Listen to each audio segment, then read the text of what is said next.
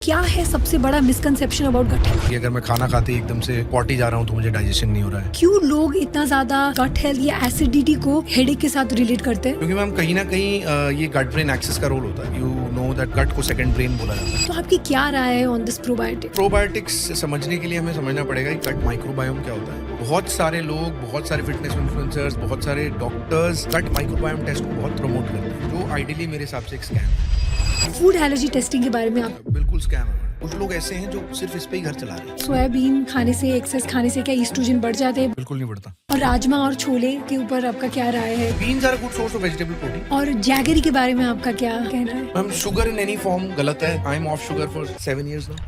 Sugar is the biggest source of obesity, heart attacks, fatty liver, strokes. Doctor, what's your take on gut detox? SCAM scam. आपकी body के natural detox mechanisms आपकी body में already हैं। Pre workout और post workout क्या खानी चाहिए? Overall pre workout 2 banana या 2 अंडे विद ब्लैक कॉफी बहुत अच्छी है। पोस्ट वर्कआउट आप एग ले सकते हो, पनीर ले सकते हो, ग्रीन चिकन ब्रेस्ट ले सकते हो, ग्रिल्ड फिश ले सकते हो। ये बहुत अच्छे सोर्सेज हैं। When you look back, what are the things that you want everybody to know about weight loss? Fibre protein को ओवरयूज किया गया, कार्बोहाइड्रेट्स को कॉम्प्लेक्स रखा गया। अगर किसी को हेल्दी ऑप्शन चाहिए for alcohol, is there anything that's better for gut health than something else, या सारे सेम ही? Hi and welcome to decoding health. आज हमारे साथ है doctor Shubham Vatsya. He is a gastroenterologist working in Fortis Vasant Kunj. उनके साथ हमने डिस्कस किया है गट हेल्थ के बारे में डिटेल में, क्या आपको खानी चाहिए जिससे कि आपकी वेट लॉस हो, क्या ऐसे फूड आइटम्स है जो आपके गट के लिए हेल्दी है, क्या चीज़ें हैं जो अवॉइड करनी चाहिए, वो सब के बारे में डिटेल में डिस्कस किया है। अगर आप अपने गट को हेल्दी रखना चाहते हो या वेट लॉस के बारे में सोच रहे हो तो ये पॉडकास्ट आपको बहुत इन्फॉर्मेटिव लगेगी। Hello doctor, welcome to decoding health. Thank you ma'am. आज मैं एक आपके साथ डिस्कस करना चाहती थी गट हेल्थ के बारे में। इतना ज़्यादा चर्चा हो रहा है तो आई वांटेड अ स्पेशलिस्ट का ओपिनियन। तो शुरू करना चाहे तो क्या है सबसे बड़ा misconception about gut health? Misconception तो मैम आज के टाइम पे काफ़ी सारे हैं। जो कुछ कॉमन वाले हैं, सबसे पहले आता है कि अगर मैं खाना खाते ही एकदम से पॉटी जा रहा हूँ तो मुझे डाइजेशन नहीं हो रहा है।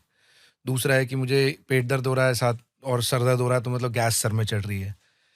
तीसरा है कि एकदम से पेट दर्द और नींद का कनेक्शन जो है, जिसे गट ब्रेन एक्सेस से बहुत कॉमनली कोरिलेट किया जाता है। तो ये कुछ कॉमन मिथ्स हैं जो पेशेंट्स में भी बहुत कॉमन है, हमारी जनता में भी काफ़ी कॉमन है, जिनको हम कोशिश करते हैं एड्रेस करें। और I think these are the common myths जो हम हाँ, क्यों लोग इतना ज़्यादा गट हेल्थ या एसिडिटी को हेडेक के साथ रिलेट करते हैं? क्योंकि मैम कहीं ना कहीं ये गट ब्रेन एक्सेस का रोल होता है। And as you know that popularly gut को सेकंड ब्रेन बोला जाता है। वो इसलिए बोला जाता है बिकॉज साइंटिफिकली जो सेरोटोनिन हार्मोन है, जो आपके mood, stress management, anxiety, depression, इन सब के लिए रिस्पॉन्सिबल होता है, उस चीज़ का इम्बैलेंस, वो 90 to 95% गट से आता है। तो वो गट से आता है और ब्रेन पे काम करता है, तो वही गट ब्रेन एक्सेस होता है। तो ऐसे लोग जो कॉर्पोरेट जॉब्स में हैं या किसी वजह से इतने स्ट्रेस में हैं, जिसकी वजह से उनकी स्लीप खराब हो रही है, जिस वजह से उनको इतनी ओवर थिंकिंग और एंग्जाइटी हो जाती है कि उनका सेरोटोनिन इम्बैलेंस जो होता है वो गट से कोरिलेट कर रहा होता है। सिम्टम्स गट के होते हैं। And stress, over activity, over thinking, anxiety, इस वजह से उसका रूट कॉज होता है। तो that is the actual gut brain axis which is playing the role. तो ऐसे ही अगर सेरोटोनिन के बारे में मैं आपको बताऊं तो serotonin is a classical neurotransmitter जो आपकी सर्कैडियन रिदम के लिए रिस्पॉन्सिबल है। जैसे आप अगर इंडिया के बाहर ट्रैवल करते हैं या अमेरिका, यूरोप चले जाते हैं, तो आपको नींद उसी टाइम से आती है जिस टाइम से आपकी इंडियन टाइम है, क्योंकि आपका जो सेरोटोनिन है वेकफुलनेस के लिए रिस्पॉन्सिबल है, मॉर्निंग में ज़्यादा होता है। जब वो धीरे धीरे आपका मेटाबॉलिज्म स्लो डाउन होता है रात की तरफ, जैसे ही वो कन्वर्ट होता है मेलाटोनिन में, आपको स्लीप आती है। जैसे आपने डर्मा प्रोडक्ट्स में भी देखा होगा, बहुत सारे डॉक्टर्स को भी देखा होगा, स्लीप के लिए मेलाटोनिन देते हैं। तो that is the whole relation, serotonin is playing that role. अच्छा, और आजकल सडनली गट हेल्थ के बारे में इतना ज़्यादा चर्चा हो रहा है, आपको लगता है लास्ट 10 साल में बहुत कुछ बदला है इन टर्म्स ऑफ अवेयरनेस? हाँ, कमर्शलाइजेशन का भी रोल है, क्योंकि बहुत सारे लोगों को लगता है कि हेल्थ प्रोडक्ट्स में बहुत पैसा है, तो प्रोबायोटिक्स के कुछ ब्रांड्स आ गए हैं, प्रीबायोटिक्स के कुछ ब्रांड्स आ गए हैं। हेल्थ ब्रांड्स बहुत सारे ऐसे हैं जो मतलब इस फील्ड को चाहते हैं कैपिटलिस्टिक बनाना। तो आई थिंक वो बहुत बड़ा रोल है। दूसरा, स्ट्रेस इतना ज़्यादा हो गया जनता में कि गट सिम्टम्स बढ़ गए हैं, और अवेयरनेस तो डेफिनेटली बढ़ी है। तो कुछ आपको आज कॉमनली पता लग जाता है व्हाट्सएप ग्रुप्स की वजह से कि किसी को आसपास के किसी को पेट का कैंसर हुआ है, कोलोन का कैंसर हुआ है। तो वो सब मल्टीफैक्टोरियल रीजंस हैं, जिस वजह से ये अवेयरनेस बढ़ी है। थोड़ा-सा प्रोबायोटिक्स के बारे में बात करेंगे। आजकल आप अगर सोशल मीडिया खोल रहे हो, तो इन 5 मिनट्स आई थिंक 2-3 ब्रांड्स तो आएँगे ही जो आपको गट के लिए कुछ सेल कर रहा है या कोई प्रोबायोटिक सप्लीमेंट सेल कर रहा है। तो आपकी क्या राय है on this probiotic? Ma'am, probiotics समझने के लिए हमें समझना पड़ेगा कि गट माइक्रोबायोम क्या होता हुँ, है। जैसे हर इंसान का एक जीनोम होता है, which is a collection of genes. जैसे आप जब आए वर्ल्ड में, मैं आया वर्ल्ड में, तो आधे जीन्स मेरे मदर से आए, आधे फादर से आए। इसी तरह एक कलेक्शन कलेक्शन ऑफ बैक्टीरिया होता है हमारे डाइजेस्टिव सिस्टम में, जिसे गट माइक्रोबायोम बोला जाता है। जीनोम की तरह ये एक फुटप्रिंट होता है। जैसे मेरा गट माइक्रोबायोम सिर्फ मेरा है, आपका गट माइक्रोबायोम सिर्फ आपका है। तो बहुत चीज़ें इस पे डिपेंड करती हैं। जैसे आप वेजाइनल डिलीवरी हुई या सिजेरियन सेक्शन हुआ, वेजाइनल डिलीवरी होती है तो माँ के वेजाइनल ट्रैक्ट से वो माइक्रो ऑर्गेनिजम्स लेके आता है। सिजेरियन होता है तो स्किन से लेके आता है। फिर एक्सक्लूसिव ब्रेस्ट फीडिंग हुई कि नहीं हुई, किस उम्र पे आपने टॉप फीड डाला, मल्टीपल फैक्टर्स, राइट? और वो बहुत सारी बीमारियों को रूल करते हैं। और यही गट माइक्रोबायोम होता है जो गुड बैक्टीरिया बैड बैक्टीरिया का बैलेंस बनाता है। तो प्रोबायोटिक्स होते हैं ऐसे बैक्टीरिया जो पहले से लाइव हैं, जो आपके गट में जाके गुड बैक्टीरिया बनते हैं और गुड बैक्टीरिया ग्रोथ को प्रमोट करते हैं। प्रीबायोटिक्स होते हैं ऐसे प्रोडक्ट्स जो गुड बैक्टीरिया की ग्रोथ को बढ़ाते हैं। तो प्रोबायोटिक्स प्रीबायोटिक्स डेफिनेटली बहुत ज़्यादा बूम में रहे हैं लास्ट डेकेड में। बट मैं आपको ये बताना चाहूँगा कि कमर्शियल प्रोबायोटिक्स से better the best probiotic is your curd and maybe buttermilk and all these fermented foods. And leading a good health is actually a cheap way of life. The whole social media wants us to believe, and the so-called fitness influencers want us, हमें चाहते हैं कि हम ये सोचें कि अगर ये प्रोडक्ट 1,000 रुपए का नहीं लेंगे तो दिक्कत है। बट आई थिंक हमारा काम यही है एज डॉक्टर्स कि हम इस मिथ को ब्रेक कर पाएँ। तो प्रोबायोटिक्स डेफिनेटली बहुत अच्छा रोल प्ले करते हैं, क्योंकि आप जैसे एक डर्मेटोलॉजिस्ट हैं, तो आपके ये प्रोबायोटिक्स और गुड बैक्टीरिया आपकी अच्छी स्किन के लिए बहुत ज़रूरी हैं। बिकॉज़ ये गुड बैक्टीरिया जो होते हैं उनके डाइजेशन से और उनके उनके मेटाबॉलिज्म प्रोडक्ट्स जो बनते हैं वो शॉर्ट चेन फैटी एसिड्स होते हैं। Like butyrate is a short chain fatty acid, जो आपकी स्मॉल इंटेस्टाइन और लार्ज इंटेस्टाइन के सेल्स के लिए और टाइट जंक्शंस के लिए बहुत ज़रूरी रहते हैं। तो ये बैरियर बनता है। जैसे बैड बैक्टीरिया एंडोटॉक्सिन्स बनाते हैं। जब बैड बैक्टीरिया ज़्यादा नंबर में होते हैं तो जो आपका टाइट जंक्शंस हैं वो पोरस बन जाते हैं। इसको लीकी गट बोला जाता है पॉपुलरली। तो इस लीकी गट से वो जो एंडोटॉक्सिन्स या टॉक्सिन्स हैं वो ब्लड में जाते हैं। उसके अगेंस्ट जो प्रो इन्फ्लेमेटरी रिस्पॉन्स होता है या बॉडी का रिस्पॉन्स होता है, उससे आपके एक्ने, एक्ने वल्गैरिस, एक्ने रोज़ेशिया और आपकी बहुत सारी हुँ। चीज़ें जो हैं वो होती हैं। तो ये जो प्रोबायोटिक्स हैं ये डेफिनेटली आपकी गट हेल्थ नहीं, आपकी स्किन हेल्थ, आपकी हेयर, आपकी इम्यूनिटी, सब के लिए बहुत ज़रूरी हैं। कुछ स्टडीज़ आपकी ये जो गट बैक्टीरिया और गट माइक्रोबायोम को अल्ज़ाइमर डिज़ीज़, के साथ पार्किंसन, भी इससे भी हुँ, लिंक करती हैं। हुँ। तो उनका अभी भी बहुत डेफिनेटली रोल 100% इलुसिडेट नहीं हुआ है। इसलिए बहुत सारे लोग, बहुत सारे फिटनेस इन्फ्लुएंसर्स, बहुत सारे डॉक्टर्स जो पता नहीं क्यों ये काम करते हैं, वो गट माइक्रोबायोम टेस्ट को बहुत प्रमोट करते हैं, जो आइडियली मेरे हिसाब से एक स्कैम है। क्योंकि वो आप कुछ भी आपको बताए, रिजल्ट और ट्रीटमेंट को नहीं बदलता। तो अगर मैं 50,000 रुपए कोई टेस्ट करा रहा हूँ, जिससे कोई मेरे आउटकम पे फ़र्क नहीं पड़ रहा, तो मुझे नहीं पता मैं पेशेंट को वो चीज़ क्यों एडवाइस करूँ।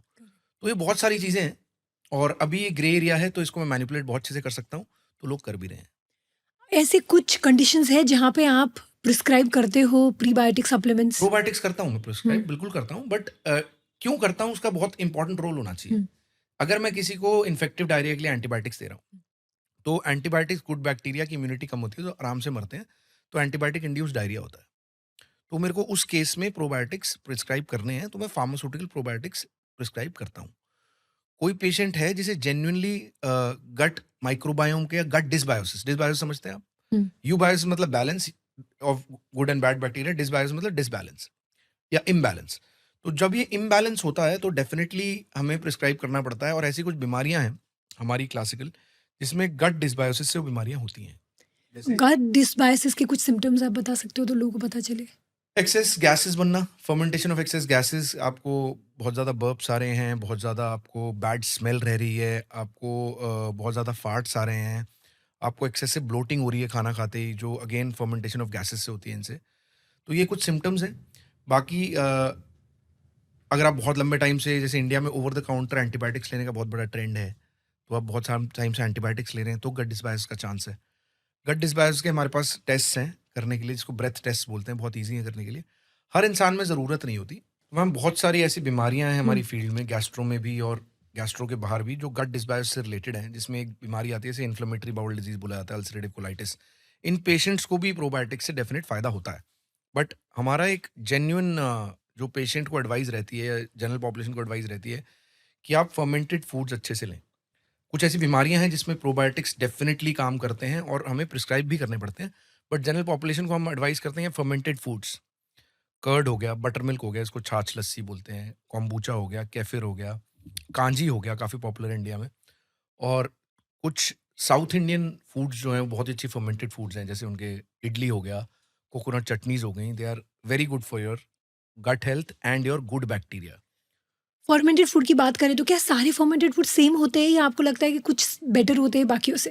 Curd is the best for sure. बाकी क्योंकि variation is the beauty of life, तो हर किसी का पॉजिटिव इम्पैक्ट तो होता है। क्वांटिटेटिवली कंपेयर करना would not be right. Okay, हमने ये माइक्रोबायोम टेस्ट के बारे में बात किया। फूड एलर्जी टेस्टिंग के बारे में आपका क्या राय बिल्कुल है? स्कैम है मैडम। मतलब the only allergy which scientifically is proven is gluten, जिसको या तो सीलियाक डिजीज बोला जाता है, नॉन सीलियाक ग्लूटेन सेंसिटिविटी बोला जाता है। बट ये बात आपको समझनी पड़ेगी मैम कि बहुत लोगों के, जैसे आप एक क्वालिफाइड डॉक्टर हैं, एम्स से पढ़े हुए हैं, मैंने एमडी मौलाना आजाद से करी है, डीएम गैस्ट्रो करी है इंडिया के टॉप कॉलेजेस से, तो हमें ना ये किए बिना भी हमारा घर चल जाएगा। कुछ लोग ऐसे हैं जो सिर्फ इस पे ही घर चला रहे हैं। तो इसीलिए जो हेट कमेंट्स भी आते हैं सोशल मीडिया पे, जैसे हम वायरल हुए, आपकी नज़र में आए तो हम मिले, वैसे वाली बात है। तो हेट कमेंट्स भी आते हैं, तो मैं उनको पर्सनली लेता, बिकॉज आप जब अवेयर कर रहे हो तो आप बहुत लोगों के पेट पे लात भी मार रहे हो एक तरह से ना, तो उनका बुरा लगना भी नॉर्मल है। बट अगर मैं फूड एलर्जी टेस्ट को स्कैम ना बोलूँ और मैं गट माइक्रोबायोम टेस्ट को स्कैम ना बोलूँ, तो I won't be able to sleep peacefully at night. So मुझे वो बताना ज़रूरी है, क्योंकि मेरे को बहुत सारे पेशेंट करा के आते हैं कोलोन हाइड्रोथेरेपी और पता नहीं क्या क्या। मैं तो कहता हूँ भाई, बहुत सारा मतलब मैंने फूड कहा भाई, मैंने तो अपनी सेंसिटिविटी गैस्ट्रोएंटरोलॉजी टेस्टिंग। में और हैरिसन मेडिसिन में कभी ये सब किताबें तो हमने तो नहीं पढ़ा भैया। उसके बाहर कुछ होता हो तो होता हो, बट ये डेफिनेटली मॉडर्न साइंस तो बैक बिल्कुल नहीं करती। फूड एलर्जी टेस्टिंग तो इतना ज़्यादा होता है, स्पेशली हमारी फील्ड में भी, जो जिनकी क्रॉनिक अर्टिकेरिया होती है, सब लोग एलर्जी टेस्टिंग करा के आ रहे हैं। और आज तक मैंने आप एक भी शुरू पेशेंट कर दो नहीं मैडम अपनी देखा क्लिनिक में। जिसने बोला हो कि हाँ ये सब खाना स्टॉप करने के बाद मेरा बेटर हुआ। किसी का भी नहीं होता वो है 10-15 बेटर। दिन के लिए हो जाता है प्लेसिबो। मुझे तो उतना भी नहीं दिखाया अभी तक कोई। शायद 1-2 दिन उनको साइकोलॉजिकली बेटर फ़ील हो, लेकिन बेचारे इतना ज़्यादा वो अवॉइड करने के बाद उनके लिए बचता ही नहीं कुछ खाने के लिए, तो इतना डिस्ट्रेस हो जाते हैं, वेट लॉस होता है, फिर they go into a completely negative head space. तो मैंने पॉडकास्ट इसीलिए शुरू किया था कि मैं एक्सपर्ट्स को बुलाऊँ और ये सब चीज़ों के बारे में मिथ्स बस्ट करूँ, ताकि लोगों को एक्चुअल साइंस के बारे में पता हो, क्या करनी चाहिए, क्या नहीं। मेरे हिसाब से भी मुझे लगता है कि food allergy testing is a complete scam. बिल्कुल भी उसका कोई ऐसा कुछ बेसिस ही नहीं है, और उसको आप स्टॉप करने से भी कुछ खास इम्प्रूवमेंट तो होता नहीं है। बिल्कुल भी नहीं होता मैडम, बिल्कुल भी नहीं होता, कोई चांस ही नहीं है। और अगर आप बोलो कि 3 ऐसे क्या हेल्दी हैबिट्स है जिससे कि आपकी गट मेंटेन हो, तो आप क्या बोलोगे? मैम गट हेल्थ के लिए जो 3 तरीके हैं साइंटिफिकली प्रूवन, उनको मैं 3 एफ्स करके याद रखता हूँ। एफ फॉर फरीदाबाद और whatever, right? So F, first F would B fibre. Hmm. So around 25 to 40 gram of fiber a day with green leafy vegetables, with Narendra Modi's favorite moringa, with fruits. मतलब हम कहते हैं ना, the more colorful the fruit, the better for your health. So an apple a day keeps the doctor away. A banana a day keeps the doctor twice away. है ना? आपका guava, the powerhouse of vitamin C, which has more vitamin C than orange as well. And underrated superfood है guava हमारा। तो ये सब चीज़ें जो हैं, मतलब आंवला, powerhouse of vitamin C, can, मतलब हमारे बुजुर्ग बोलते थे कि जो कड़वा होता है वो सच्चा होता है, तो वो सबसे सच्चा आंवला है। I think all of these things are very important in fibre. Then second F would be fermented foods. Fermented foods का मतलब होता है जो ओवरनाइट फर्मेंट होके, इनमें मोस्टली लाइव बैक्टीरिया होते हैं। They are the ideal probiotics. Like curd is the master probiotic, इसमें लैक्टोबैसिलस होता है। आपकी गट के लिए, आपकी स्किन के लिए, आपकी कैंसर प्रोटेक्शन में, आपकी बॉडी की इन्फ्लेमेशन कम करने में, आपकी इम्यूनिटी के लिए, आपकी डार्क सर्कल्स के लिए, आपके हेयर के लिए, सबके लिए बहुत अच्छा है। सिमिलरली कर्ड से बनी हुई लस्सी या छाछ, जिसको बटर मिल्क भी बोलते हैं, अमेजिंग है। फिर आपका एक kombucha, kefir, kanji, idli, coconut chutney. All of these are a powerhouse for your gut. And the third thing, which today with the Gen Z population and the Gen Alpha coming into the picture, which has gone for a toss, is your fasting, the natural fasting. So हमारे बुजुर्ग बोलते थे कि सूर्योदय और सूर्यास्त, sunrise और sunset के बीच में खाना चाहिए. तो बाद में रियलाइज हुआ कि वो साइंटिफिक भी था. बिकॉज जैसे जैसे आपका डायरनल साइकिल चलती है, रात पास आती है, तो आपका मेटाबॉलिज्म स्लो होने लगता है. जब मेटाबॉलिज्म स्लो होने लगता है और आप लोड करते हो रात को उस खाने से, अपने नान से, अपने करी से, दाल मखनीज, बटर चिकन और इस सब से लोड करते हो, तो ऑब्वियसली आपका गट हेल्थ खराब होता है. और उसी के बीच में आती है आपकी आज की फूड डिलीवरी ऐप से मिडनाइट स्नैकिंग. ऑलमोस्ट 3-3, 4-4 बजे तक फूड डिलीवरी ऐप्स डिलीवर करती हैं. तो आज के बच्चे, upcoming children, corporates and everything रात को 2-2 बजे खा रहे होते हैं. तो वो सब आपकी natural speed of the body के अगेंस्ट है. So F for fibre, F for fermented food and F for fasting. And if you can make it possible that sunset may be 6 or 7 is your last meal, your gut health will definitely improve like anything. You can thank me later. क्या ये जो fermented food है हर मील में include करना चाहिए हर या मील दिन में में करना एक? चाहिए आपको, कोई दिक्कत नहीं है. तो क्या है ideal sequence of food intake to improve gut health? Ma'am ideally gut health improve करनी है तो हमें वेट मेंटेन करना है. वेट मेंटेन करना है तो हमें ओवर ईट नहीं करना है. तो घुमा फिरा के ideal food eating habits to maintain good weight की बात आ जाती है. तो उसके लिए हमें 2 चीज़ें याद रखनी है कि खाना ऐसा होना चाहिए कि हमें एकदम से भूख ना लगे, क्रैश ना हो हमारे शुगर लेवल्स, तो हंगर पैंस ना आए. तो उसका बेस्ट तरीका है कि हमें सेटाइटी ज़्यादा क्या देगा. तो अगर हम सबसे पहले फाइबर खाते हैं, तो फाइबर एक्चुअली हमारे बैक्टीरिया के लिए खाना है. फाइबर डाइजेस्ट होकर हमारी बॉडी में नहीं जाता है, उसका स्टूल फॉर्मेशन और बैक्टीरिया को गुड फूड देने का खाना है. तो उसको डाइजेस्ट होने में टाइम लगता है. तो फाइबर आपके लिए गिव्स यू टाइम, पेट में रहता है, लेयर बनाता है, और उसके बाद आपका प्रोटीन सोर्स आना चाहिए. तो then your protein source comes like आपने सपोज एग्स खाने, the ideal form of protein, मतलब मेरे हिसाब से तो the best vegetarian source of protein, right. तो आपको उसके साथ वेजीज खानी चाहिए. मेरा फेवरेट है कि मैं cucumber and onion with green chilli पहले खाता हूँ 1 कटोरी, उसके बाद 3 होल एग्स खाता हूँ, राइट. तो क्या हुआ, फाइबर, प्रोटीन, और अब आपको जो खाना है कार्ब्स आप खाइए. ये आपका सीक्वेंस होना चाहिए. और एक टाइमिंग बहुत ज़रूरी है कि you take a whole half an hour to eat. जैसे आपने देखा होगा बचपन में हम कहते थे मम्मी जी एक पराठा और ले आओ, एक रोटी और ले आओ, बनने में 15 मिनट लग गए तो अब मुझे भूख नहीं लग रही. तो अब इमोशनल ईटिंग जो पेट से सिग्नल जाता है, जैसे ग्रेलिन और लेप्टिन बोलते हैं, एडिपोज टिश्यू से लेप्टिन, पेट से ग्रेलिन. ग्रेलिन भूख वाला पदार्थ होता है, तो उसको पहुंचने में टाइम लगता है. उस टाइम में आप जितना खा जाएंगे आप ओवर ईट कर जाएंगे. तो टाइम दीजिए, चू करिए, स्वॉलो करिए, आराम से खाइए, कोई जल्दी मत मचाइए. तो fibre followed by protein followed by carbs, and then you wait fiber followed by protein followed by carbs, and consume this over half an hour. So this would be the best for your weight and gut health. लेकिन हम तो ऐसे बोलते हैं ना कि सारा खाना जाने के बाद एक बार स्टमक में जाके तो वो मिक्स ही हो जाता है. तो actually is it important to maintain this sequence? No, but personally, if you have a good amount of fiber and protein before your carbs, then yes, your satiety levels would be higher. अगर इससे ये भी है ना कि अगर आपका पेट protein और फाइबर से भर रहा है तो कार्ब्स कम लोगे डेफिनेटली आप. कम हो जाते हैं. और इंडिया जो लैंड ऑफ ओबेसिटी है, जो लैंड ऑफ डायबिटीज मेलाइटिस है, जो लैंड ऑफ हार्ट अटैक है, जो लैंड ऑफ स्ट्रोक है, जो लैंड ऑफ हाइपरटेंशन है, उसमें अगर आगे चलने के टाइम पे कोई पैंडेमिक आ रहा है, जो हमारे प्राइम मिनिस्टर नरेंद्र मोदी जी ने भी कहा है कि 2030 में हमारी कंट्री में maximum obesity related deaths and obesity related health issues आएंगे. तो अगर आप देखिए मुंजारो जो टिर्जेपेटाइड है, GLP-1 और GIP एगनिस्ट, दुनिया में सबसे ज़्यादा सेल उसके इंडिया में क्यों है? कि सबसे ज़्यादा मोटे यहाँ पे हैं. और हमारी पूरी डाइट, आप बता रही थी आप गुजरात में रहती हैं, तो उसमें तो दाल भी मीठी होती है ना, मतलब बहुत sweet carb dish. Heavy diet. तो हमारी जनता ने एग योक को तो ऐसे ही बुरा बनाया हुआ है, मतलब वो जलेबी और फाफड़ा और खाखड़ा और पता नहीं वड़ा पाव और आलू के पराठे, ये सब को बुरा नहीं मानते. वो ब्रेड पकौड़ा, समोसे, ये सब बढ़िया है, पर एग योक से हार्ट अटैक होता है, जो शायद दुनिया का सबसे बेस्ट प्रोटीन फॉर्म है. सबसे ज़्यादा इसमें बायोटिन होता है. इसके लिए आपके बायोटिन के सप्लीमेंट्स और ये सब लड़कियां कितना खाती हैं अपनी सुंदर दिखने के लिए. अगर वो एग योक की खा लें तो शायद कितने सारे आपके डर्मा ब्रांड्स बंद करा दें। तो अब हम बात करना चाहेंगे, क्योंकि आपने एग के बारे में बात करी, कि बेस्ट सोर्सेज ऑफ प्रोटीन क्या है फॉर वेजिटेरियन, और फिर उसके बाद हम डिस्कस करेंगे नॉन वेजिटेरियन। मैम अगर आपने एमबीबीएस करी है तो के पार्क पढ़ी होगी, पीएसएम की, जो प्रिवेंटिव सोशल मेडिसिन, तो उसमें कहा जाता है द आइडियल प्रोटीन जिससे सारे प्रोटीन कंपेयर होते हैं वो एग है। ठीक है, एक होल एग में 6 ग्राम प्रोटीन होता है, 78 कैलोरीज होती हैं, और एग वाइट में सिर्फ 3 ग्राम प्रोटीन होता है, राइट, और कैलोरीज भी कम होती हैं। बट जो आपका B12 है, जो बायोटिन है, जो जीजैंथिन है, ल्यूटीन है, आपका कोलिन है, ये 5 जो पदार्थ बहुत जरूरी हैं आपके बॉडी के लिए, ये सिर्फ एग योक में है। तो एग योक में जो कोलिन है वो आपके फैटी लिवर के लिए भी अच्छा है, आपके ब्रेन के लिए भी अच्छा है।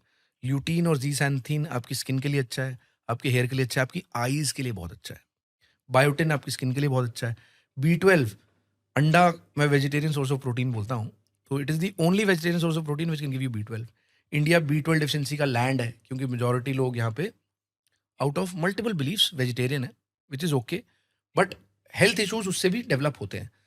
बट अगर हम एग की बात करें तो egg is the ideal protein, the almost the only protein which is 100% digested fast into our system. अब other vegetarian source of protein आपके लिए मूंग दाल हो जाएगा, टोफू हो जाएगा, आपके लिए कर्ड हो जाएगा, आपके लिए ग्रीक योगर्ट हो जाएगा, आपके लिए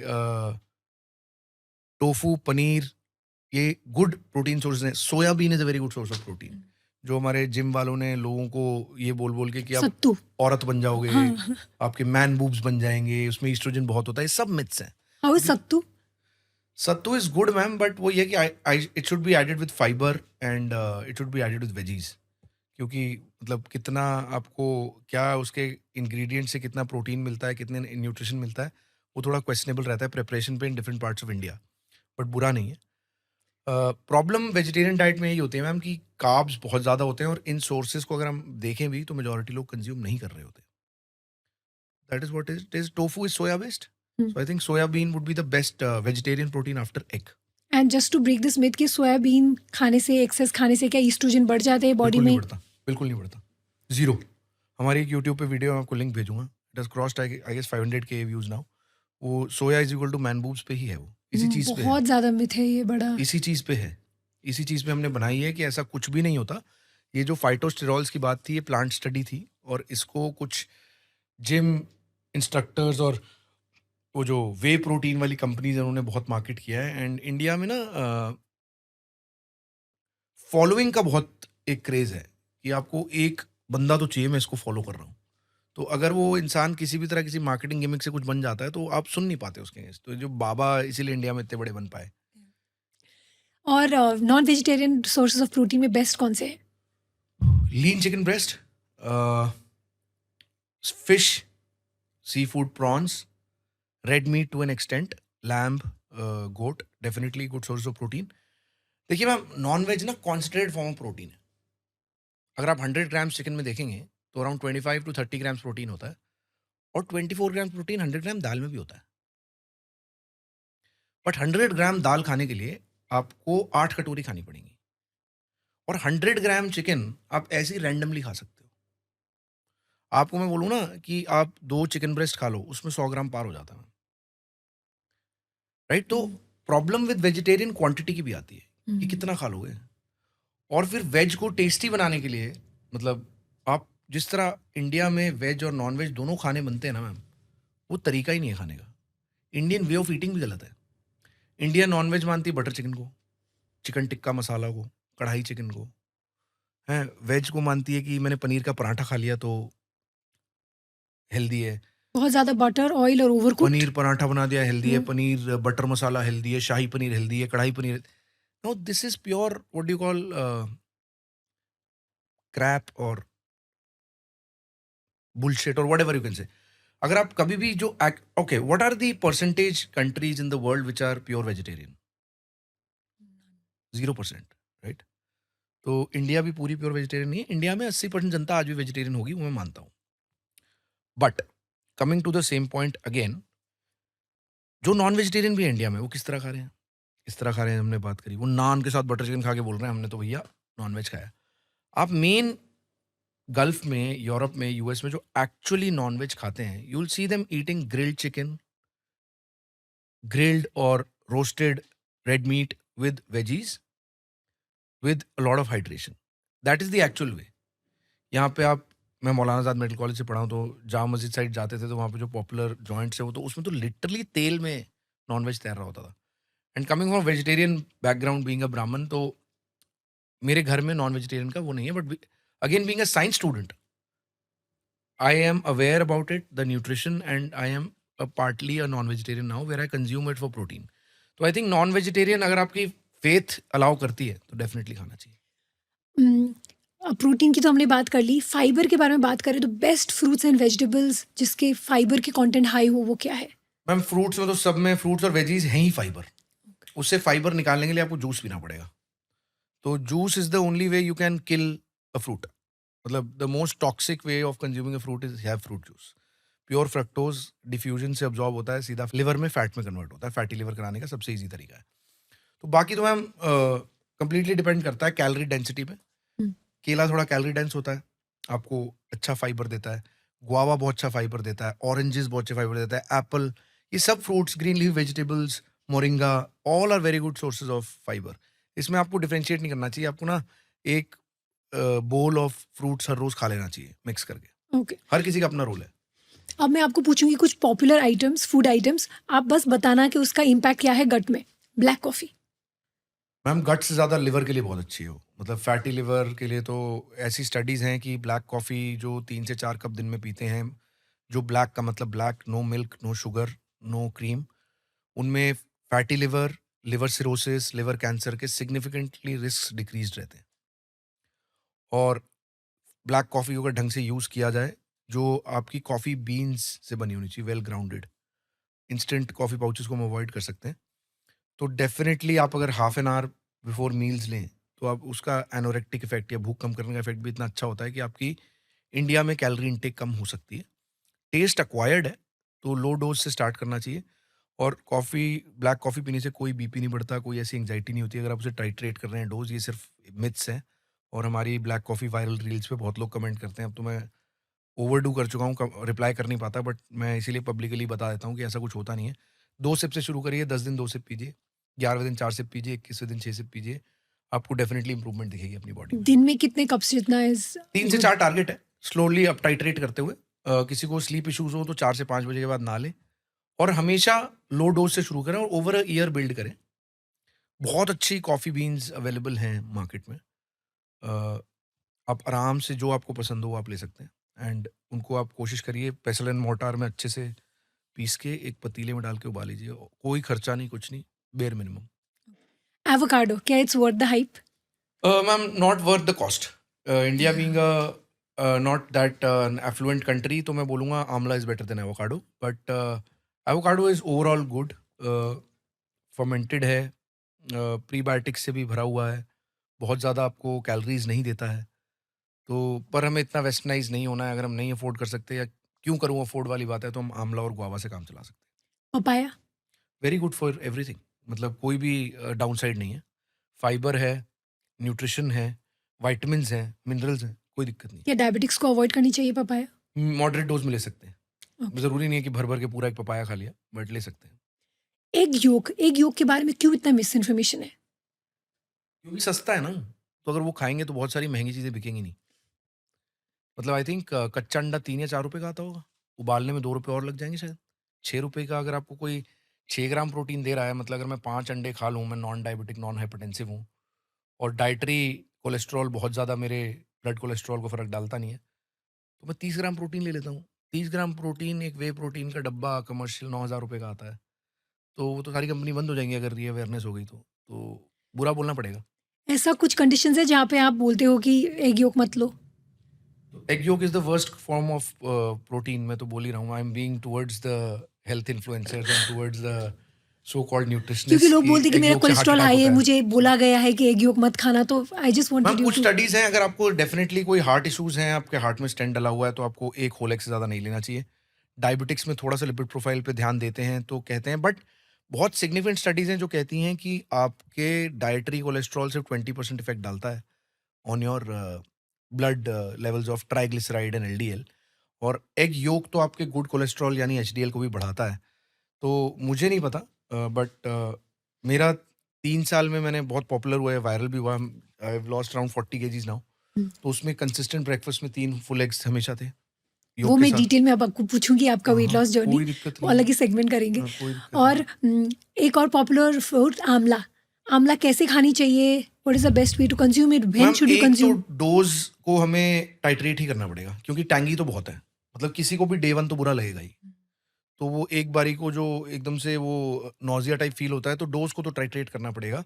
उसका बेस्ट तरीका यही है कि आप ओवरनाइट सोक करके एक प्योर आंवला को हर रोज आंवला वाला पानी पियो, जो धीरे धीरे करके उसमें टेस्ट देता है। And then you start adding it in sandwiches और maybe whatever natural way में आप उसे ला सकते हैं। एक दिन आ जाएगा अगर आप कोशिश करें तो, क्योंकि एक्वायर्ड टेस्ट है, कि आप पूरा आंवला आराम से खा पाओगे। क्योंकि मैं अपने पेशेंट्स को भी बोलता हूँ कि आपको आंवला से इतनी दिक्कत क्यों है, हम्म। आप अल्कोहल पीते हो? कहते हैं हाँ पीते हैं। तो मैंने कहा अल्कोहल का टेस्ट अच्छा होता है? तो वो कहते हैं नहीं सर, पर अब अच्छा लगता है। मैंने कहा अब अच्छा लगता है ना, तो वो आपने बिल्ड किया है क्योंकि आपको उसके आफ्टर इफेक्ट्स पसंद आने लगे। तो जिस चीज में आफ्टर इफेक्ट्स आपको दिखेंगे नहीं बट एक्चुअली अच्छे होंगे, वो चीज को आप बुरा बोल रहे हो। फिर मैं अपने पेशेंट से पूछता हूँ आप सांप खाते हो? तो कहते नहीं सर, सांप क्या सी बात कर रहे हो।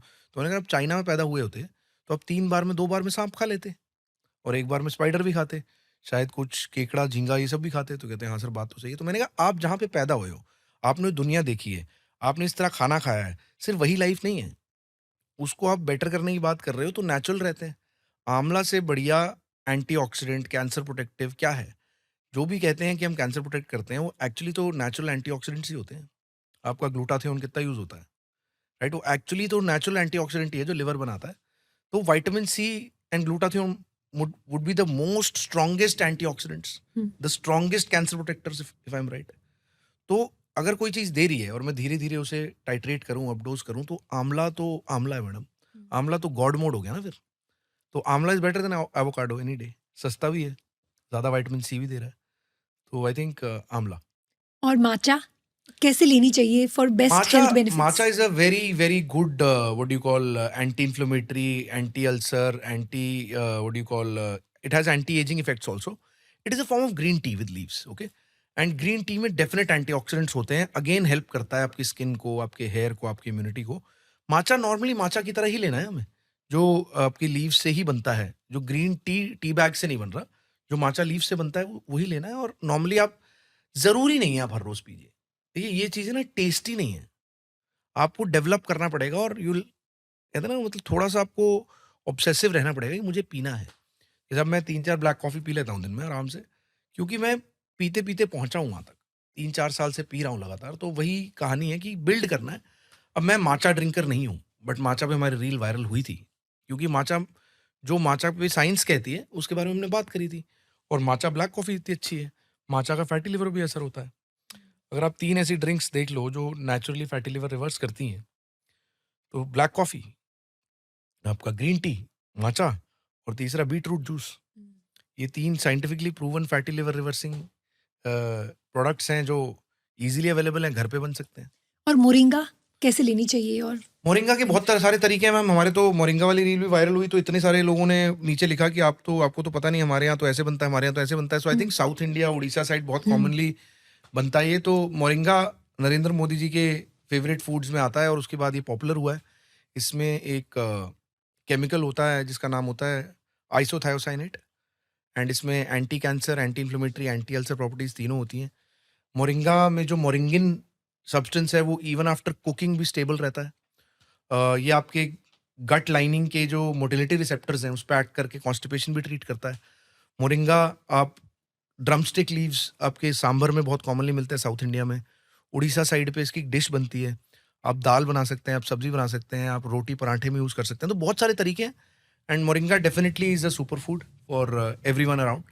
अगर पाउडर कंज्यूम करना चाहे तो द बेस्ट वे? अब हाँ, मतलब पाउडर कंज्यूम कर सकते हैं, बट मुझे कमर्शियल का पता नहीं है कि कितना इफेक्टिव है, कितना नहीं है। कमर्शलाइजेशन इन इंडिया रेगुलेटेड नहीं है इतनी, तो उसमें थोड़ा सा बोलना मुश्किल लगता है, बट किसी भी फॉर्म में शुरू तो करें। ओके, डाइट कोक या रेगुलर कोक? आइडली दोनों नहीं, बट दोनों में से एक कंज्यूम करनी है तो definitely diet Coke, because at least आपको कैलोरीज नहीं दे रही।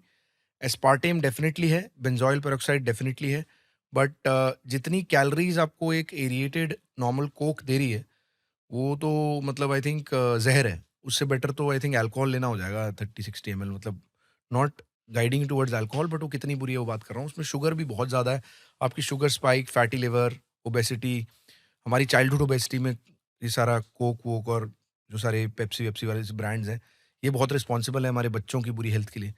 तो ये सब चीज़ें हैं मैम जो डेफिनेटली क्या रहती हैं। एस्पार्टेम डैमेज करता है गट माइक्रोबायोम को? अ, पूरी तरह नहीं, मतलब कैन नॉट बी सेड कि एक चीज़ है जो बिल्कुल डैमेज करती है।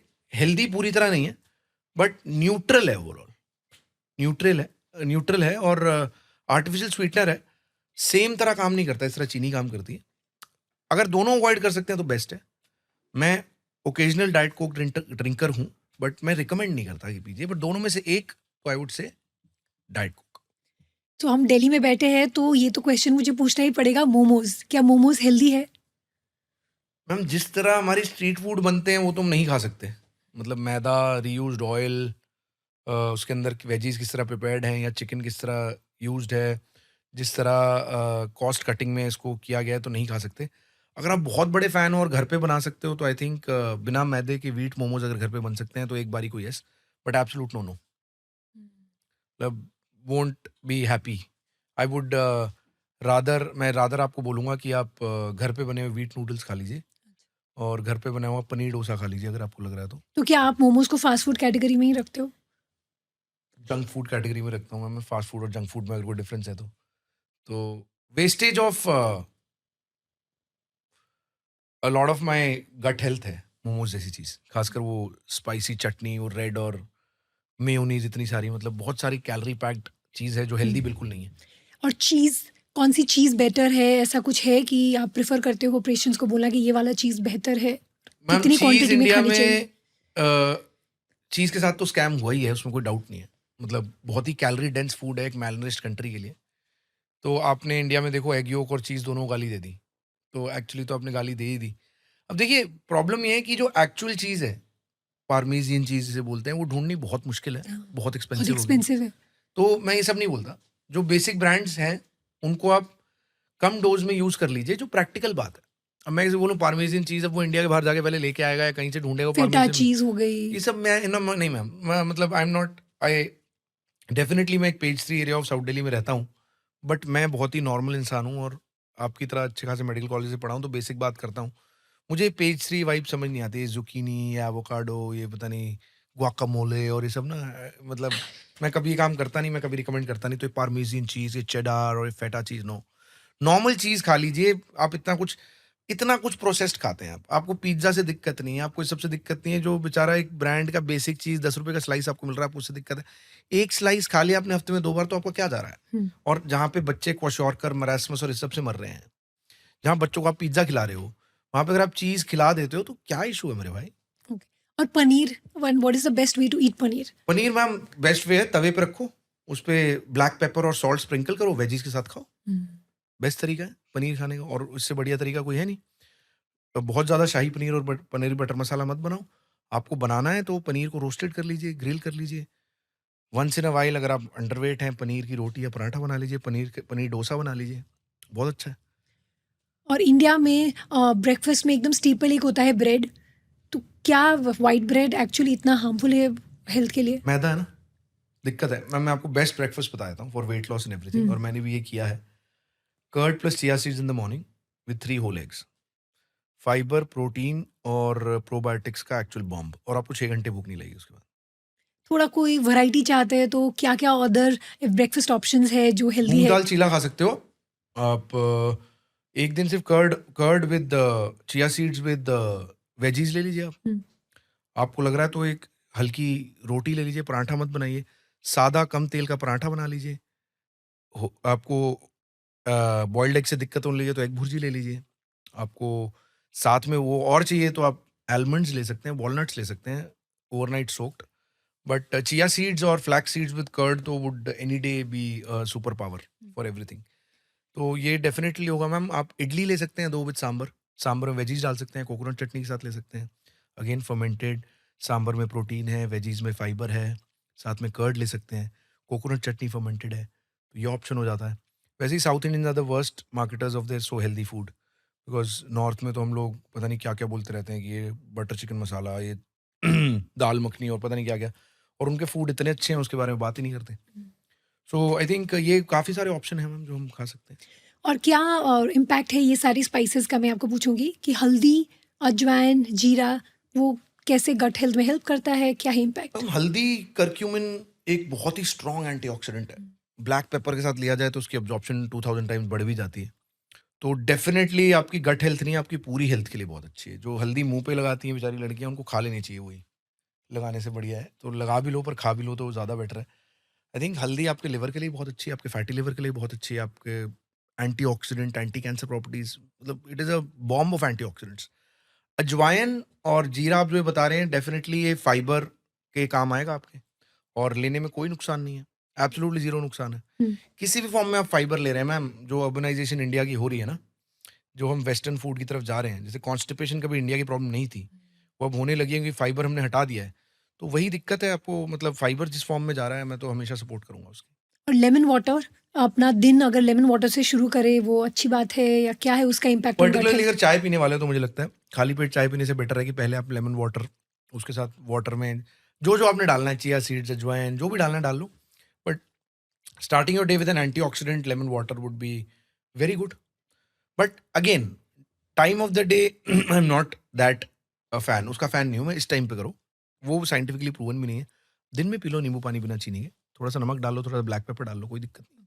और घी, लोग बहुत घी अच्छा को है. कॉफी में भी डाल के पी रहे हैं, कितना घी वो पीना? तो घी तो कॉफी में डाल रहे हो, जो बुलेट कॉफी की बात कर रहे हो, वो तो हम्म, इसलिए है कि उनको डर लगता है कि कॉफी से वो होगा रिफ्लक्स. हम्म. तो उसमें साइकोलॉजिकली हेल्प करता है. अगर आप अलग से घी खा लोगे और कॉफी पी लोगे तब भी चलेगा, वो मुझे दिक्कत नहीं लगती. कितना amount of ghee in a day is okay?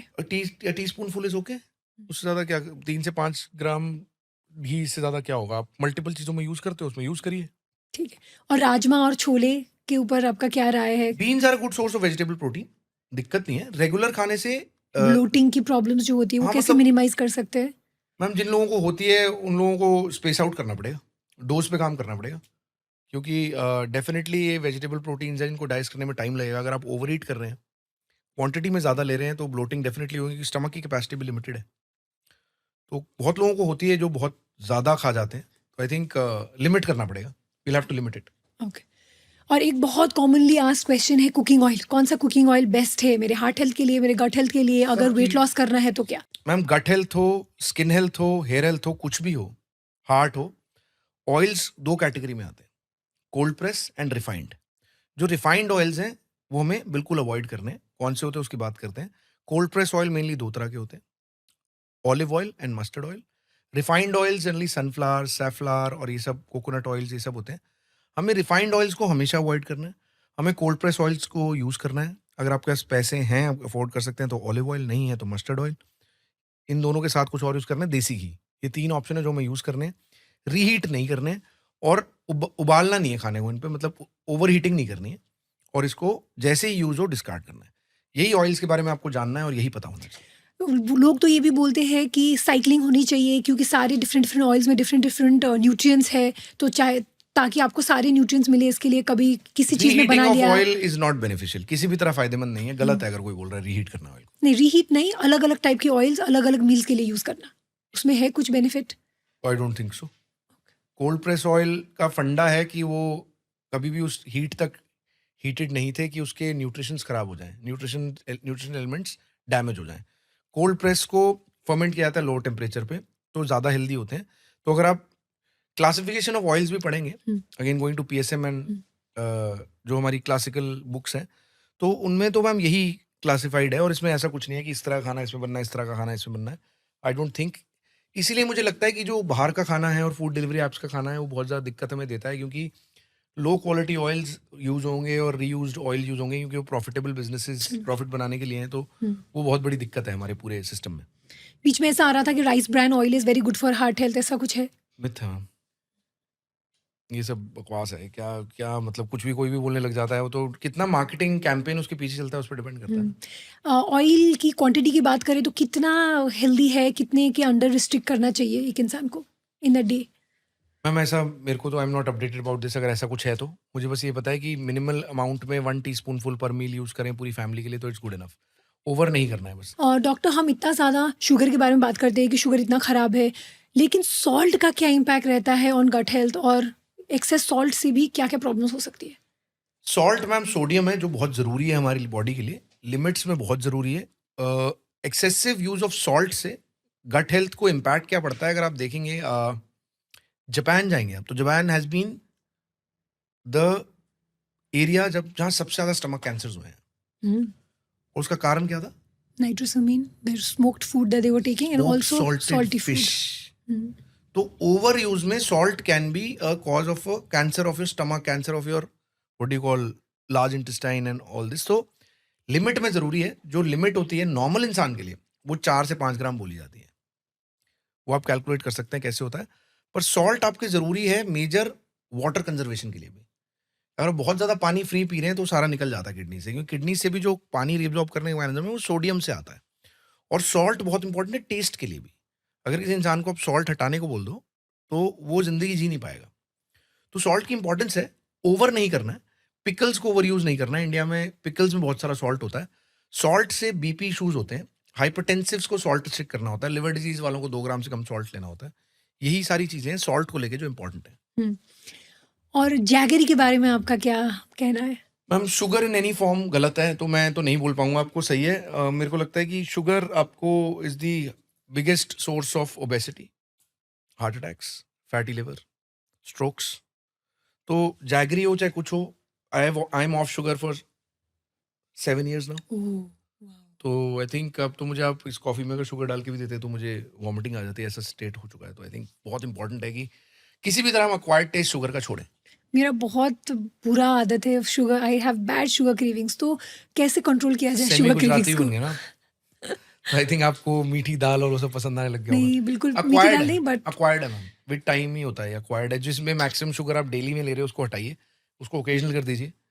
और विद टाइम मतलब अगर आपको आई थिंक 2-3 महीने लगते हैं, मेरे को 2-3 महीने लगे थे कॉफ़ी और टी में बिना शुगर के, उसके बाद तो कोई चांस ही नहीं है। ऐसा कुछ होता है कि अगर आप अपना प्रोटीन इंटेक बढ़ाते हो या फाइबर इंटेक बढ़ाते हो तो because of you are feeling full and because you are feeling satiated, तो शुगर क्रेविंग कम होती है? बिल्कुल हो सकता है, but sugar craving generally psychological होती है, क्योंकि मज़ा तो आता ही है ना मीठा खा के। तो वो टेस्ट के लिए होता है। I think that is the most important thing. तो ज़रूरी नहीं है जिसको शुगर खानी हो तो खा ही लेगा। वो तो लोग खाना-वाना खा के उसके बाद रसगुल्ला भी खा लेते हैं। मेरे घर पे तो आई रिमेंबर माय फादर खाना खाने के बाद वो चीनी का 1 चम्मच खाते थे। तो मतलब आई थिंक वो मोर ऑफ प्रैक्टिस है देन एनीथिंग एल्स। हुँ। अब मैं आपको थोड़ा कुछ डाइट्स के बारे में पूछूँगी। I just want to know your opinion on these diets. Gluten free diet जो आजकल इतना कॉमन हो गया, हर कोई ग्लूटेन अवॉइड कर रहा है, आपका क्या राय है उसमें? फैड है, स्कैम है, अनलेस एंड हुँ। अनटिल आपको आपका गैस्ट्रोएंटरोलॉजिस्ट बोले कि आपको सीलियाक डिजीज़ है या नॉन सीलियाक ग्लूटेन सेंसिटिविटी है। ये थोड़ा तब भी हुआ था जब आई थिंक नोवाक जोकोविच जो बहुत बड़े टेनिस प्लेयर हैं, उन्होंने बोला था और विराट कोहली ने भी बोल दिया था। तो सबको लगता है कि उस वजह से वो लोग इतने बड़े बन गए, तो हर कोई विराट कोहली और नोवाक जोकोविच बनने के लिए ग्लूटेन फ्री बन रहा था। तो आई थिंक पर है तो स्कैम ही, मतलब फैड है। Keto diet? सस्टेनेबल नहीं है। फॉर ओबीज पीपल अच्छी हो सकती है, अगर आप ज़िंदगी भर कर पाओ। But again ketosis is a form of starvation. You are tricking your brain into thinking that it's gone into starvation, या या because you are not giving glucose, carbohydrate नहीं हुँ। दे रहे, इंसुलिन स्पाइक नहीं दे रहे ना। इंसुलिन को बिठा के रख रहे हो। लाइफ लॉन्ग कर सकते हो? I don't think so. Recommended है? नहीं, क्योंकि बैलेंस्ड नहीं है। हुँ। तो I would say to anyone who is following a keto diet, only do it if you think it can be done life long and it won't harm you if you do life long. अगर आप ये 2 चीज़ें कर सकते हो तो ठीक है। Intermittent fasting?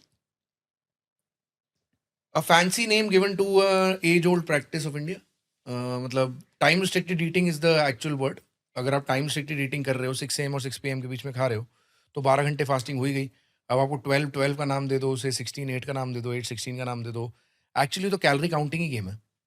मतलब अगर आप मैं इंटरमिटेंट फास्टिंग कर रहा हूँ, 16 घंटे कुछ नहीं खा रहा या 18 घंटे कुछ नहीं खा रहा, 6 घंटे में छोले भटूरे भी खा लेता हूँ, ठीक है, पनीर पराठे भी खा लेता हूँ। मैं पनीर पराठे के ऊपर बटर भी लगा देता हूँ।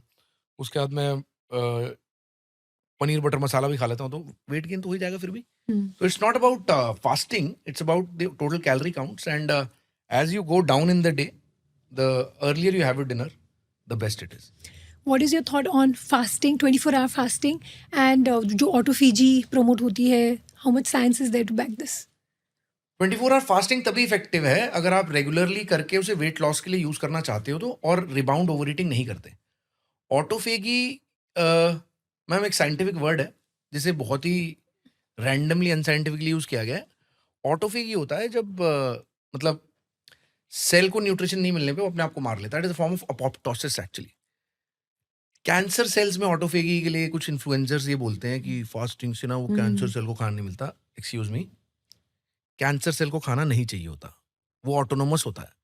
कैंसर सेल और नॉर्मल सेल में अंतर ही ये होता है कि जो टीलोमियर होता है, आपको तो पता है, मैं अपनी जनता को बता रहा हूँ, एक एंजाइम होता है हमारी बॉडी में टीलोमरेज, जो टीलोमियर लेंथ को मेंटेन करता है. जैसे टीलोमियर की लेंथ एक लेवल के नीचे होती है वो सेल को सिग्नल हो जाता है कि मरना है. जो कैंसर सेल है वो टीलोमरेज खुद बना रहा होता है, उसे खाने वाने की जरूरत नहीं होती. तो ये बोलना कि कैंसर सेल मर जाएंगे अगर आप फास्ट कर रहे हो, ये तो मैम इससे बड़ा झूठ और इससे बड़ा स्कैम और इससे बड़ा मिसगाइडेंस तो आई थिंक हम इंडिया में ही कर सकते हो. अगर चाइना वाइना में बैठ के बात कर रहे होते तो आपको जेल वेल में डाल देते कहीं पे, इतना मिसगाइड करने के लिए. तो बिल्कुल गलत है, 100% गलत है. और मैं आपको पत्थर की लकीर पे लिख के साइन करके स्टैंप लगा सकता हूँ कि ये बिल्कुल झूठ है. अगर आप मतलब पूरे वर्ल्ड की डाइट देखें तो which part of the world do you think has the best kind of most balanced diet which is best for gut health? Ma'am gut health तो एक चीज़ है, पर I think overall which has stood the test of time, जो मतलब longevity में तो Japan ही है. मेडिटेरियन डाइट भी बोलते हैं, बहुत easy मेडिटेरेनियन होता है। डाइट इज गुड, उसमें बहुत सारा Japanese diet follow by Mediterranean diet 100%. But again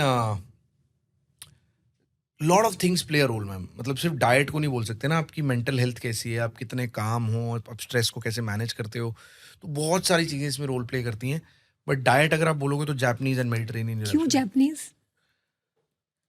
ma'am उनका खाने का तरीका, जब से उन्होंने सॉल्ट स्मोक सॉल्टेड फिश भी हटाई है, मतलब it's pure what you call the purest form of food had in the form of protein, fibre, very minimum carbs, and they don't have any gravies. अब देखो बिल्कुल ड्राई, चटनी भी use नहीं करते हो, हम तो खा ही नहीं सकते जापान जाके खाना. But it has proven itself. जो इकिगाई कॉन्सेप्ट, तो उसमें जो 6 फियर्स हैं, तो उसमें डाइट तो एक ही है ना. So doctor what's your take on gut detox? कैसे गट डिटॉक्स? जो सिर्फ पानी पी के डिटॉक्स करना है, या तो एनिमा करना, या सिर्फ ब्लैक कॉफी में रहना, या SCAM सिर्फ स्कैम. जूस पीना? SCAM scam. आपकी बॉडी के नेचुरल डिटॉक्स मैकेनिज्म्स आपकी बॉडी में ऑलरेडी हैं. जो आपने खाया उसमें जो अच्छा था आपकी बॉडी ने सिलेक्ट करके अब्जॉर्ब कर लिया, जो बुरा था छोड़ दिया, पॉटी के फॉर्म में निकल गया, लिवर के पास गया. अब एक फिल्टर आपकी इंटेस्टाइन थी, दूसरा फिल्टर लिवर है. लिवर ने डिटॉक्सिफाई किया, अच्छा सामान रखा, बुरा सामान किडनी के पास गया. फिल्टर 3 किडनी, किडनी के पास जो भी गंद था वो बाहर निकाल दिया, जो अच्छा था वो अब्जॉर्ब कर लिया. गट डिटॉक्स और बॉडी डिटॉक्स ऐसे होता है. आप टॉक्सिफाई करते हो सामान डाल के, आपको कुछ डिटॉक्स करने की ज़रूरत नहीं है.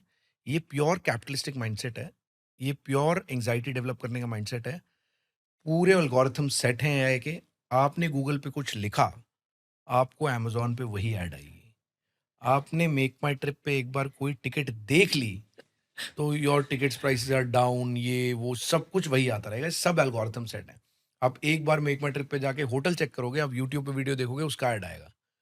तो आपका आईफोन का सीरी ऑन है और जो बात कर रहे हो आपने देखा एकदम से, आपने फ़ोन खोला और जो आप बात कर रहे थे वही आ रहा है. तो ये सब प्रोग्राम्ड है कि गलती से भी आप घर के अंदर बैठ के खुश ना हो जाओ. प्रॉब्लम ये, मैं भी बहुत सारा कंटेंट बनाती हूँ अगेंस्ट डिटॉक्स ड्रिंक्स. मैं बोलती हूँ कि ये नहीं है बेटर, लेकिन लोग बोलते हैं हाँ डॉक्टर्स तो चाहते ही ना कि लोग डिटॉक्स ड्रिंक्स ना पिए ताकि वो बीमार पड़े और वो आपके पास आए. तो I just want to madam use this इतनी बीमारी पॉडकास्ट. है दुनिया में हाँ, कि हमें कुछ करने की ज़रूरत नहीं है लोगों को बीमार करने के लिए. लोग एग्जैक्टली. ऑलरेडी बीमार होने के रास्ते पे हैं, और आप डिटॉक्स ड्रिंक्स पी के सिर्फ बीमार ही हो सकते हैं. आज नहीं तो बाद में पता लग जाएगा. हम देखो ऐसा है, समय से ना सब कुछ सामने आ जाता है. जैसे आपकी इसमें डिटॉक्स ड्रिंक हो गया, मेरे इसमें हो गया कोई एसिम्प्टोमेटिक बिना सिम्टम के गॉल स्टोन आया, तो आपने बोला 30 साल का है यार, कोई ज़रूरत नहीं है तेरे को कुछ कराने की, तो ऑपरेट मत करा. तेरा जो गैस, ब्लोटिंग, इंडाइजेशन, एसिडिटी, जिसने भी तेरे को बोला गॉल स्टोन से है, गॉल स्टोन से नहीं है, तो वेट कर ले. इन केस लगेगा 40 साल के पहले कभी भी करा लेना, कि जो एसोसिएशन कैंसर की है, जो प्रूवन नहीं है, उससे दिमाग से हटाने के लिए। ठीक, अब वो करा के आ गया सर्जरी, 6 महीने बाद बैठा, सर आपकी बात सही थी। मुझे तो अभी भी gas, bloating, indigestion, constipation, acidity सब कुछ हो रही है। तो मैंने कहा मैं तो पहले ही बोला था। तो यही लोग हैं जिनको समझ आ जाता है, तो हम सही बोल रहे हैं, वो समझ आ जाएगा, हमें प्रूव करने की ज़रूरत नहीं है। अगर डिटॉक्स ड्रिंक खराब है, तो खराब है। आपकी डिटॉक्स ड्रिंक अगर कोई अच्छी है, तो आपकी नींबू पानी है विदाउट चीनी। तो आपके कर्ड प्लस चिया सीड्स है, वो ही है डिटॉक्स। अगर धरती पे कोई एग्जिस्ट करता है तो। हम्म, और अगर कोई चीज़ पैसे देके खरीदी जा रही है, पर्टिकुलरली महंगी, तो वो टॉक्सिक ड्रिंक है, यस, वो डिटॉक्स ड्रिंक नहीं है। बिल्कुल। और तो थोड़ा सा ऑन पेस्टिसाइड्स इन फूड, आजकल बहुत ज़्यादा पेस्टिसाइड्स पाए जाते हैं फूड में, तो कैसे बच सकते हैं, कैसे उसको सही तरीका है फूड प्रिपेयर देखिए, करने का? पेस्टिसाइड्स का रोल है, और अगर पेस्टिसाइड्स नहीं होते तो हमारे सारे फ्रूट्स वेजिटेबल्स खत्म हो जाते। सिंपल थिंग है, वॉश सारे फ्रूट्स और वेजिटेबल्स को रनिंग वाटर के अंदर वॉश करिए, और आपको जो पॉपुलर एप्पल साइडर विनेगर है, उसको पीने की बजाय उससे फ्रूट्स और वेजिटेबल्स वॉश कर लीजिए। एक्चुअल एक ही ढंग का यूज मुझे आज तक मिला है एप्पल साइडर विनेगर का, वो है ये साफ करना है, बर्तन साफ करने के लिए यूज कर सकते हैं आप उसे, बट बॉडी के अंदर कोई रोल नहीं है उसका। क्योंकि आजकल बहुत ये चल रहा था कि अगर शुगर ही कुछ खाने से पहले अगर आप एप्पल साइडर विनेगर खाओगे, तो फिर उससे जो शुगर स्पाइक है वो कम हो जाती है, ऐसा कुछ है? अनपढ़ता है ये तो, मतलब अनपढ़ता है, अनसाइंटिफिक है, इनएक्यूरेट है, बुलशिट है, क्रैप है, बकवास है। मतलब मैंने भी पहली बार सुना, और हाउ मच अनपढ़ता इज टू मच अनपढ़ता is my question to this comment. और तो आजकल इतना ज़्यादा वो जिम जाने का एक लाइफस्टाइल बन गया है, which is a very good thing, good change जो शायद सोशल मीडिया लेके आए in the last 5 to 10 years. तो प्री वर्कआउट और पोस्ट वर्कआउट क्या खानी चाहिए which is good for gut health? Pre workout, ma'am overall pre workout 2 banana या 2 अंडे विद ब्लैक कॉफी बहुत अच्छी है, कि आप कोई जबरदस्ती का वो ना लें, क्या कहते हैं उसको, जो ये प्री वर्कआउट कमर्शियल सत्तू, चीजें लेते हैं, प्री वर्कआउट कमर्शियल आते नहीं है, हाँ जो हाँ, मार्केट से खरीद के यस न्यूट्रिशन वाले यस, लेते हैं, तो बेस्ट है आप 2 अंडे खा लो, ऑमलेट खा लो, ब्लैक कॉफी पी लो, 2 केले खा लो, black coffee P low, instant energy भी है, स्टिमुलेशन भी है ब्रेन की। पोस्ट वर्कआउट आप एग ले सकते हो, आप पनीर ले सकते हो, आप लीन चिकन ब्रेस्ट ले सकते हो, आप ग्रिल्ड फिश ले सकते हो, ये बहुत अच्छे सोर्सेज हैं, तो बहुत बढ़िया है। These are good protein sources, recovery sources, and this is good enough. और थोड़ा सा आपकी वेट लॉस जर्नी के ऊपर, आपने 20 किलोज वेट लूज किया, 40 हो गया मैम अब तो। 40 किलोज हो गया, okay. When you look back, what are the things that you want everybody to know about weight loss as somebody who has gone through it, और क्या है कॉमन मिस्टेक्स जो लोग करते हैं जिसकी वजह से उनकी वेट लॉस नहीं हो पा रही? सबसे बड़ी चीज तो मैम यही था कि मतलब फाइबर प्रोटीन को ओवर यूज किया गया, कार्बोहाइड्रेट्स को कॉम्प्लेक्स रखा गया, और ये समझा गया कि 80% वेट लॉस डाइट से होता है, 20% एक्सरसाइज से होता है, और वेट लॉस करने का तरीका आपके किचन में ही है।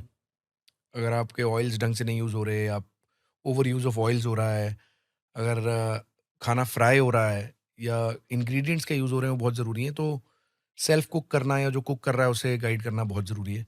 अगेन मेरा ब्रेकफास्ट हमेशा से कर्ड विद चिया सीड्स या फिर एग या फिर मूंग दाल चीला टाइप ही रहा था, और मैं हर मील के पहले मैं ब्लैक कॉफ़ी पीता था हाफ एन आवर पहले, क्योंकि आई थिंक उसके बहुत अच्छे एनोरेक्टिक या भूख कम करने के इफेक्ट्स होते हैं, जो ओवर ईटिंग बचाता है।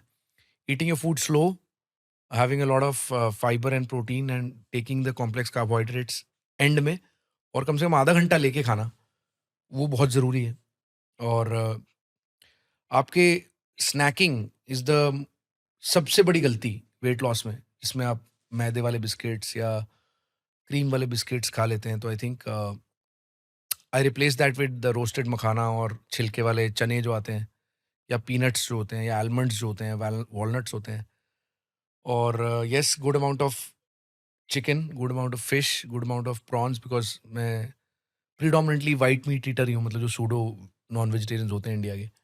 तो प्रॉन्स अगेन थोड़े एक्सपेंसिव हैं, तो मैं रिकमेंड नहीं करूँगा, बट हाँ लिए जा सकते हैं। Butter garlic prawn became a favourite of mine as lunch और डिनर, क्योंकि उसमें फैट था, उसमें गार्लिक था, उसमें प्रॉन्स मतलब कंप्लीट फूड है वो भी। तो इसको काफ़ी यूज़ किया, पनीर को यूज़ किया मैम, टोफू, मोरिंगा, ये सबको अच्छे से मिक्स करके, जैसे कोशिश ये थी 7 से 8:30 के बीच में ब्रेकफास्ट किया, जिसमें मैंने आपको बताया कर्ड विद चिया सीड्स और 3 होल एग्स। 3 होल एग्स मेरे हर रोज़ थे, हर रोज़। उसके साथ में वेजीज अच्छे से डालता था कि टेस्टफुल बना पाऊँ। फिर मूँग दाल चीला किस दिन खा लिया, नहीं खाया। 11 बजे के आसपास coffee, black coffee with your roasted peanuts, roasted makhana, चने वाले छिलके। दोपहर को बटर गार्लिक प्रॉन और फिश इन लिमिटेड अमाउंट्स और लीन चिकन और पनीर की सब्जी और एग भुर्जी with 1 or 2 rotis. Then 4 o'clock a black coffee with similar snacking. And at night बिल्कुल बेसिक सूप सैलड बस। रोस्ट मतलब सौते वेजिटेबल्स मुझे बहुत पसंद थी कि एक ड्रॉप ऑलिव ऑयल में वेजीज को सौते कर लिया जाए, so this becomes very good.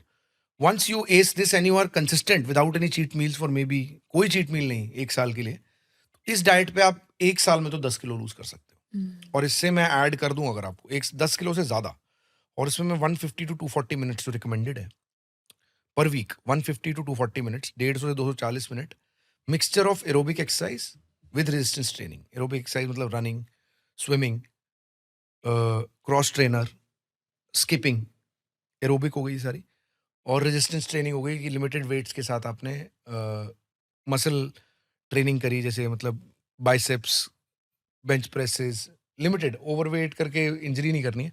बहुत जरूरी है कि lean muscle mass again resting metabolic rate बढ़ाता है, तो अगर आपकी मसल मेंटेन रहती है तो वेट लॉस स्लीपिंग में भी होता है। तो दोनों का मिक्सचर बहुत जरूरी है। यही है तरीका मैम, कोई इसमें मतलब देयर इज नो क्या कहते हैं उसको, कोई हैक या कोई टिप्स या कोई शॉर्टकट्स नहीं है। कंसिस्टेंसी, पेशेंस, परसिस्टेंस, परसिवियरेंस, यही है। और 3 वो चीज़ों को मैंने बहुत ध्यान रखा, F for fibre, F for fermented food and F for fasting. 6-7 बजे के बाद कुछ नहीं खाया। और चीट मील्स में आपका क्या राय है कि 1-2 साल बाद शुरू हुई थी, मतलब अब तो मैं एक मील दिन में कुछ खा भी लेता हूँ कि मैंने कभी पराठा खा लिया, कुछ कर लिया, क्योंकि आई थिंक मैं ओवर लूज कर गया थोड़े जोश में ना। तो बीइंग अ मेडिको आपको पता है जब डिटर्मिन्ड होते हैं हम कितने डिटर्मिन्ड होते हैं, तो वही था। आई थिंक मैं ओवरडू कर चुका हूँ, इतना मुझे लूज करना नहीं था। लकीली मेरी स्केलेटल मसल प्रिजर्व्ड है तो it's okay. But I think अब मैं एक मील तो खा लेता हूँ। तो चीट मील डिपेंड करता है, once you are 10% below your body weight, एक चीट मील हफ्ते या 15 दिन में आप ले सकते हैं। और अल्कोहल, और the impact of alcohol on weight loss? Retard कर देगा पूरी तरह, एम्प्टी कैलोरीज हैं। और अल्कोहल में हम दिख जाता है फेस पे ना, मतलब फेस पे, बॉडी में आपके पेरोटिड्स इनलार्ज हो जाते हैं, आपकी नेक ब्लैक होने लग जाती है। अल्कोहल तो हर मामले में किसी भी फॉर्म में आप ले लो, बॉडी किसी भी पार्ट के लिए अच्छा नहीं हो। एक भी बूंद आपको दिक्कत दे सकती है, तो अल्कोहल तो कैसे आपको रिकमेंड किया जाए। Your thoughts on Ozempic and Mounjaro? You think it's being overused? You think it's been misused, abused? Because it is a wonder drug. तो आपका क्या राय है? Who are the correct candidates to go for this drug? Correct candidates are diabetics with overweight, with poorly controlled diabetes on other drugs. Can be used for weight loss in people who don't want to undergo bariatric surgery. Only on prescription basis with doctors. क्योंकि जो GLP-1 analogues हैं, classically oral सीमाग्लूटाइड या injectable सीमाग्लूटाइड, और दूसरा है GLP-1 plus GIP agonist जो है टिर्जिपेटाइड, जो मुंजारो है, they are wonder drugs used in the correct way. But problem है कि अगर मैं वेट लॉस के लिए सिर्फ इन पे डिपेंड करूं तो मेरी तरह नहीं हो पाएगा, परसिस्टेंट वेट लॉस नहीं रह पाएगा। 3-4 साल नहीं रहेगा, 2 साल आप यूज करोगे, बहुत सारा हो जाएगा, महंगे हैं, आपको दिक्कत होगी, आप बंद करोगे, सारा वेट वापस आ जाएगा। और दूसरी प्रॉब्लम इसके साथ है जेन्युइन स्केलेटल मसल लॉस, क्योंकि इतना तेजी से ये आपको एनोरेक्टिक करता है, आपकी भूख को एकदम से मारता है, तो आप कुछ खा ही नहीं पाते, आपको ब्लोटिंग, वॉमिटिंग, डायरिया ये सब होता रहता है, तो मैल न्यूट्रिशन भी होता है। अब एक मैल न्यूट्रिशन ओबेसिटी था, दूसरा मैल न्यूट्रिशन अंडरवेट की तरफ चले गए। तो बहुत सारे सेलिब्रिटीज ने पब्लिकली एक्सेप्ट भी किया है। इलॉन मस्क ने तो शायद पब्लिकली बोला है कि मैंने मुंजारो या ओजेम्पिक क्या यूज किया पता नहीं। तो मैम देखो, हथियार है, उससे सुसाइड भी हो सकती है, उससे दूसरे का मर्डर भी हो सकता है, और उससे सेफ्टी भी हो सकती है। तो इसी तरह GLP-1 एनालॉग्स एक वेपन है। Weapon in the correct hands save countries, weapon in the wrong hands creates terrorism. तो ये वो वाली चीज है। तो ब्लाइंडली नहीं यूज कर सकते, but they are amazing drugs, they are breakthrough of science towards mankind. और ओबेसिटी जिस लेवल पे है, ढंग से यूज करके, उसके साथ लाइफस्टाइल मॉडिफाई करके, प्रोटीन इनटेक बढ़ा के, उसे बंद करके वेट लॉस मेंटेन कर सकते हैं, तो आइडियल तरीका वही है। तो doctor we tend to look at obesity as a willpower problem कि वो लोग कंट्रोल नहीं कर पा रहे, इसकी वजह से मोटापन है। लेकिन हमें पता है कि हार्मोन्स का भी इन्फ्लुएंस होता है, बेसल मेटाबॉलिक रेट कितना है उसका भी डिपेंड करता है। तो how to approach somebody who is obese, मतलब क्या क्या फैक्टर्स है जो ध्यान में रखने चाहिए? मैम, तो thyroid function plays an important role. Thyroid आपका नॉर्मल होना चाहिए, क्योंकि थायराइड आपका बेसल मेटाबॉलिक रेट डिसाइड करता है कि नॉर्मली आपकी बॉडी का मेटाबॉलिज्म कैसा रहेगा। तो जब आपका थायराइड कम काम कर रहा होता है, इसे हाइपोथायराइडिज्म बोलते हैं, तो these people tend to gain more weight without appetite. मतलब ये क्लासिकल वो पेशेंट्स होते हैं जिनको कहते हैं मुझे भूख कम लग रही है, फिर भी मैं मोटा हूँ या मोटी हूँ। और ऑन दी अदर साइड, जब थायराइड ज़्यादा काम करता है तो पेशेंट को भूख बहुत ज़्यादा लगती है, और हाइपर थायराइड जो होते हैं, और ज़्यादा लगने के बाद भी उनका बेसल मेटाबॉलिक रेट इतना हाई होता है कि उनका वेट बढ़ता नहीं है। तो थायराइड का बहुत बड़ा रोल है। दूसरा, आप जो हम बात कर रहे हैं रेस्टिंग मेटाबॉलिक रेट की, वो डिपेंड करता है आपके लीन मसल मास पे। तो आपका लीन मसल मास कैसा है, इसीलिए हम कहते हैं वेट लॉस करते हुए आपको मसल गेन करना बहुत ज़रूरी है। जो आपके फैटी लिवर का और पूरे हार्ट का, पूरे हार्ट डिजीज़ का, हार्ट अटैक्स का, एथेरोस्क्लेरोसिस का, सब चीज़ों का जो एक स्ट्रॉन्गेस्ट एंटीडोट है, वो आपकी लीन मसल मास है। तो आपको ये 2 चीज़ें देखनी है कि पेशेंट का बॉडी कॉम्पोजिशन कैसा है ओबेसिटी में। एक तो बॉडी मास इंडेक्स हो गया। बॉडी मास इंडेक्स आपको कॉम्पोजिशन नहीं बताता है। तो फैट परसेंटेज कितना है? अब अगर जैसे कोई बंदा मस्कुलर है ना ज़्यादा, और उसका पेट ज़्यादा नहीं है, उसका वेट ज़्यादा हो सकता है। तो ये चीज़ असेस करना बहुत ज़रूरी है, फैट कॉम्पोजिशन क्या है, थायराइड कैसा है, and then we can guide the patient. Definite will power का रोल है मैम, डेफिनेट विल पावर का रोल है। और जैसे मतलब हमारे बहुत अच्छे सेलिब्रिटीज़ हैं जो मोनोट्रोपिक डाइट को भी प्रमोट करते हैं, जैसे विराट कोहली, अनुष्का शर्मा। तो उनकी बात सुनने से पहले ये याद रखना चाहिए कि उनके पास 15-16 न्यूट्रिशनिस्ट हैं जो गाइड कर रहे हैं, और उन्हें और कुछ खाना अलाउड नहीं है, और वही चले जा रहा है, और उनको वो कितनी सैलरी दे रहे हैं कोई हम कैलकुलेट नहीं कर सकता। आम आदमी की बातें नहीं है ये, कि आलमंड मिल्क ही पीना है और ब्लैक वाटर ही पीना है। तो ये सब थोड़ा पिंच ऑफ सॉल्ट की तरह लेना है, भगवान की तरह मान के आंखें बंद नहीं करनी है, बेसिक रहना है।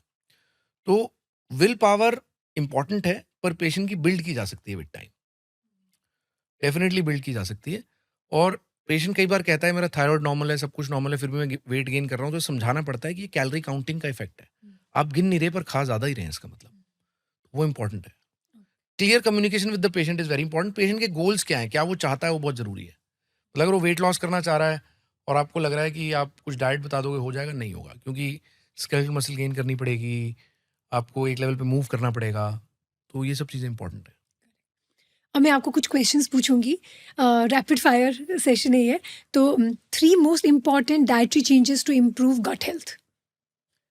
3 F's: F for fiber, F for fermented food, F for fasting. One lifestyle change which has the biggest impact on gut health.